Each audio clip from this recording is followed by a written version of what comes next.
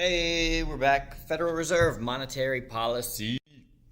All right, so the Federal Reserve, they are a central bank. They are the central bank of the United States. And what is a central bank? It is an institution that regulates the banking system and controls the monetary base. Functions of the Federal Reserve. All right, four basic things that the Fed does. You may have heard me say previously that the Federal Reserve is very, very powerful. The chairman of the Fed, I think, is one of the most powerful people on this planet. So what do? Number one, they provide financial services. Number two, they supervise and regulate banking institutions. Number three, they maintain the stability of the financial system. And number four, they conduct monetary policy. They're all four obviously important. The ones we care about in this class are the third and the fourth ones, especially the fourth one, monetary policy. So that's what we're going to start to discuss now, and we will start to graph it in the next video. So how is the Fed able to do this? So what tools do they have at their disposal? There are four things that they can do. Really, there's three things they can do. One of them is affected by another thing that they do. So they can change reserve requirements, they can change the discount rate, they can affect the federal funds rate, and they do that through open market operations. So we'll get to that in just a moment. All right, so looking at each of them specifically, we have already talked about reserve requirements previously, and we said that they are set and controlled by the Fed. Now we're going to be more specific, okay?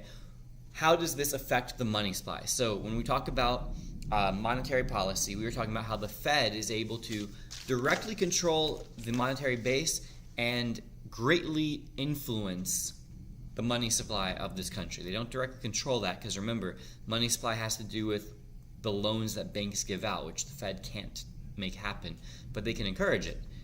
So they have a pretty strong effect on the money supply. If they were to raise the requirement, the reserve requirement, so take it from 10% to 20%, that is going to decrease the money supply. And the reason for that, we can just think it through logically. Think about if there is a $1,000 deposit, so it's like we did in earlier videos, if there's a $1,000 deposit and the reserve requirement is 10%, then our multiplier, our money multiplier, 1 over the reserve requirement, 1 over 1/10 is 10. So we do 10 times 1,000 equals a $10,000 increase in the money supply based on that $1,000. However, if that raises and that reserve requirement now goes up to 20%, now we're looking at 1 over 1/5. Our money multiplier is only 5, so that $1,000 deposit will only create $5,000 as a change in total deposit. So higher reserve requirement decreases the money supply, lower reserve requirement increases the money supply. The Fed also can change the discount rate. The discount rate is the interest rate that the Fed charges on loans to banks. Banks actually can borrow from the Federal Reserve, and if they do so through what's called the discount window, and they pay the discount rate. So banks actually borrow from the Federal Reserve. So if they want to, if they choose to raise the discount rate, that would decrease or lower our money supply. On the other hand, if they made the discount rate cheaper, because again, remember, interest rates are the price of borrowing. This is the interest rate that banks pay, okay? So if they lower it, they're encouraging banks to borrow from them, which is going to increase the money supply and the amount that they can lend out. The federal funds rate, this is the interest rate charged for loans between banks. So again, something you may not have ever really thought about or known is that banks borrow from each other constantly. The main reason that they borrow from each other is because they are required by law to hit their reserve requirement every single day. And so what happens is there might be one day where wow, that's a blast from the past. Wells Fargo, for instance, maybe it just so happens that a lot of people withdrew money or paid checks, paid bills, I should say, from Wachovia. Wow, Wells Fargo. Wachovia is the bank I used to bank at before they died in our financial collapse. I guess that's why I keep saying them. I don't know. That's weird. But anyway, in order to hit their reserve requirement, they might need to borrow some money because they might be low, just because more people withdrew money that day just by chance. So they borrow money from each other, and then the next day they pay it back. These are 24-hour loans, sometimes even shorter than that.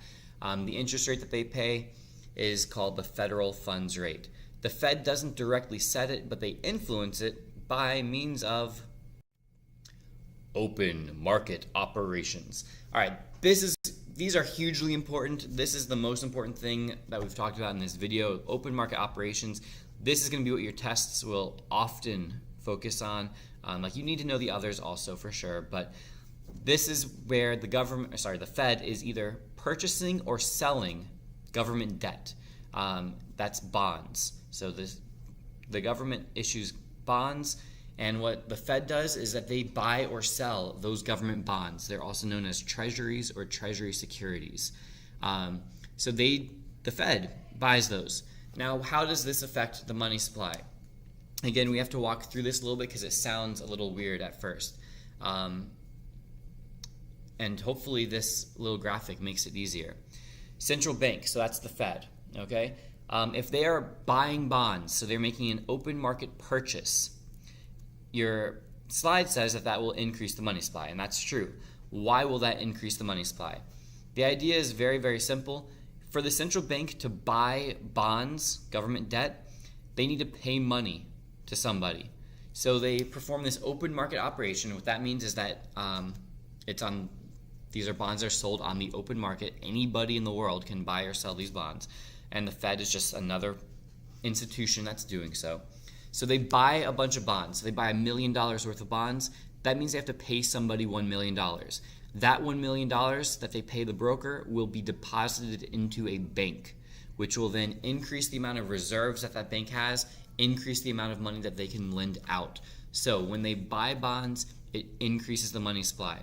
On the other hand, when the Fed makes an open market sale or sells government bonds, that will decrease the money supply because they are selling the bond, and in exchange they are getting money. So they sell $1 million worth of bonds. Somebody pays them $1 million for bonds, and what the Fed does with that $1 million is they take it away. They take it out of circulation, so it is no longer in the economy. So they have then decreased the money supply. This has been a LaMoney production.